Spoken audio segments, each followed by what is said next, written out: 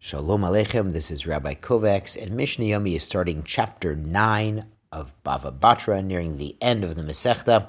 Mi shemet, someone passed on, v'chiniach banim ubanot, Baruch Hashem, he left sons and daughters. As we alluded to yesterday, bizman shenechasim merubin, when there's a lot of assets in the estate, habanim yirshu, then the sons get their yerusha, their inheritance, v'abanot yizonu, and the daughters get fed. Now, in this context, the Gemara explains enough assets is enough to feed all of these girls out of the estate until they get married. They have the right to be supported from their father's estate, just as if he were still alive.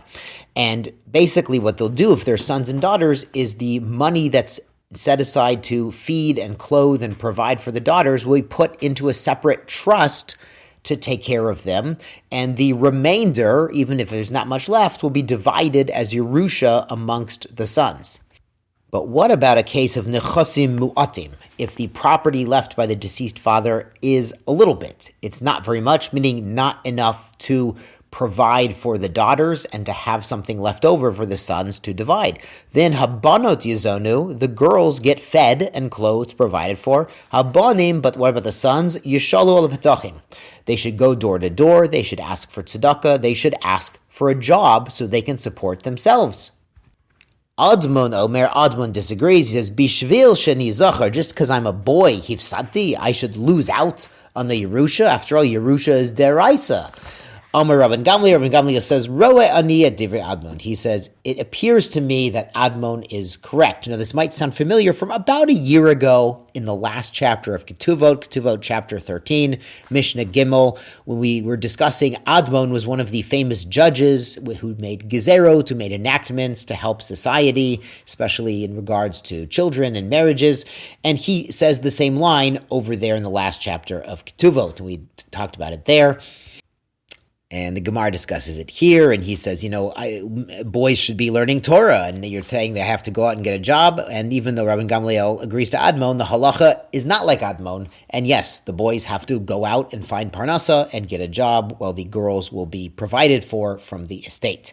Mishnah Bet, Heniach bani muvanot, he left sons and daughters, v'tumtum, and also someone who we're not sure if it's a son or a daughter, because there's actually the private parts are covered up by skin, and we're not really sure what's underneath. So in this case, bizmon shenechasim merubin, when there are a lot of assets in the estate of the deceased, hazacharim dochinoto etzel nekevot.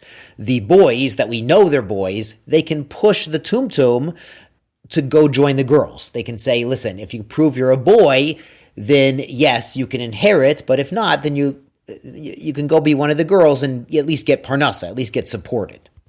Nechasim muatim, if there's not a lot in the estate, hanekevot dochot oto etzel zacharim, the for sure females can push the tumtum and say, listen, if you prove you're a girl, you get fed, but if not, there's not a lot of assets, the girls get the assets to be fed from, and the boys need to go out and get a parnasa, get a job. And you understand, Kamuvan, in ancient times, it was very risky to do a surgery which might clarify whether this person, this tumtum, is actually for sure male and female, and no way to genetic testing. So he's stuck in a state of suffix unless they can actually determine what's going on with his or her gender. Mishnah adds, Ha'omer im teled ishti zachar yitol maneh. So he says, if my wife gives birth to a son, the son should take a maneh, 100 zuz. Now, this father is a shchiv mirah, he's ill, he's in bed, and he's giving a gift. So normally you can't give a gift to someone who's not born yet, but in this case, a shchiv mirah he's very emotionally close to his children, even if they're not born yet, he's worried about the future. So the gift will go through, yalda zachar no mana. If it's a boy, mazel tov, then he gets a mana. Nekeva, a time the father who's sick, he says, if it's a girl, she should get 200, then yalda nekeva, no telet matayim. If she's a girl, she collects 200. And again, fathers tend to be more careful with daughters and want to provide for them. And again, as we said in the last Mishnah, boys can go and out and get a job and go out and ask for tzedakah, go around the doors and beg for food. But for a daughter, the father really doesn't want that to happen, so he's willing to give a bigger gift. Im zocher manim nekeva matayim. If the father said, if it's a boy, 100, if it's a girl, 200, he gave both options.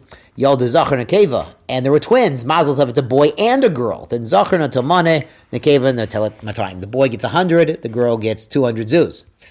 But Yalda tumtum, if something's born and we're not sure if it's a boy or a girl because things are covered up, Eino notel, then this baby does not collect. Imamar kol masha telet ishti yitol. If he says, any child that my wife gives birth to will take an extra gift, hareze yitol, then even the tumtum can take an extra gift. Ve'im, and if ein sham yurash elahu, there's no other heir except for this child who's a tumtum, who's a suffix, if it's zachar nekeva, Yorash Kol, this tumtum child inherits the entire estate, even though we're not absolutely sure it's a boy. So there's no other boys there. So even if it turns out it was a girl all along, then this tumtum can inherit everything. Tizku libzot.